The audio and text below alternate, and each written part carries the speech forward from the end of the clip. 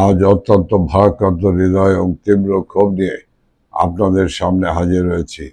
বাংলাদেশ আওয়ামী লীগের অন্যতম জ্যেষ্ঠ নেতা, বাংলাদেশ আওয়ামী লীগের যুগ্ম সাধারণ সম্পাদক, সাবেক সফল পররাষ্ট্রমন্ত্রী ও শিক্ষামন্ত্রী ডাক্তার দীপু মনির জীবনসঙ্গী, বিশিষ্ট সুপ্রিম কোর্টের আইনজীবী ব্যারিস্টার তৌফিক নেওয়াজের মৃত্যুতে আমি গভীর শোক ও দুঃখ প্রকাশ করছি।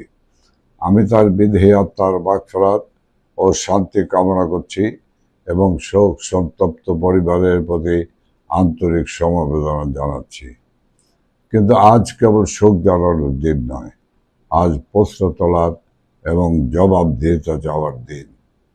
একজন নাগরিক, একজন সুপ্রিম কোর্টের প্রথিতযশা আইনজীবী এবং একজন সাবেক মন্ত্রীর পরিবার হওয়া সত্ত্বেও ব্যারিস্টার তৌফিক নেওয়াজ যে মানবিক অধিকার ও সুচিকিৎসা পাওয়ার যোগ্য ছিলেন, তা থেকে তাকে চরমভাবে বঞ্চিত করা হয়েছে। দীর্ঘ কারাবন্দী ডাক্তার দীপু মনিকে মানসিকভাবে বিপর্যস্ত করার হীন উদ্দেশ্যে এবং বর্তমান বিএনপি সরকার ও ফ্যাসিস্ট ইউনূসের বিগত অবৈধ অন্তর্বর্তীকালীন প্রশাসনের চরম অবহেলা ও বৈষম্যের কারণেই সময় মতো উন্নত চিকিৎসার সুযোগ পাননি ব্যারিস্টার তৌফিক নেওয়াজ।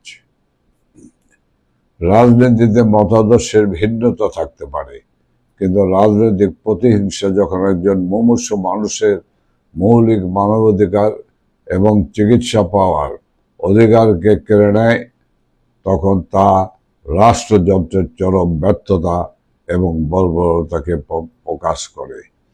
ফ্যাসিস্ট ইউনূসের অবৈধ অন্তর্বর্তীকালীন সরকার এবং বর্তমান বিএনপি সরকারের মদতপুষ্ট প্রশাসন এই মানবিক দায় কোনোভাবেই এড়াতে পারে না। কারাবন্দী নেতাদের পরিবারকে চরম নিরাপত্তাহীনতা ও বিনা চিকিৎসায় ঠেলে দেওয়ার এই ধারাবাহিক অবিচার স্পষ্টতই রাজনৈতিক নিপীড়ন, অত্যাচার। আমরা অবিলম্বে সকল রাজনৈতিক বন্দীদের মুক্তি চাই। রাজবন্দীদের উপর চালানো জুলুম নির্যাতন বন্ধের দাবি জানাচ্ছি। একই সাথে রাজনৈতিক প্রতিহিংসা ভুলে প্রতিটি নাগরিকের জীবনের রক্ষা ও মৌলিক অধিকার নিশ্চিত করার জোর দাবি জানাচ্ছি। একজন মানুষের বিনা চিকিৎসায় মৃত্যুর মতো এই অমানবিক ঘটনার তীব্র নিন্দা ও প্রতিবাদ জানাই। সত্য ও ন্যায়ের জয় হোক। ধন্যবাদ সবাইকে। জয় বাংলা, জয় বঙ্গবন্ধু।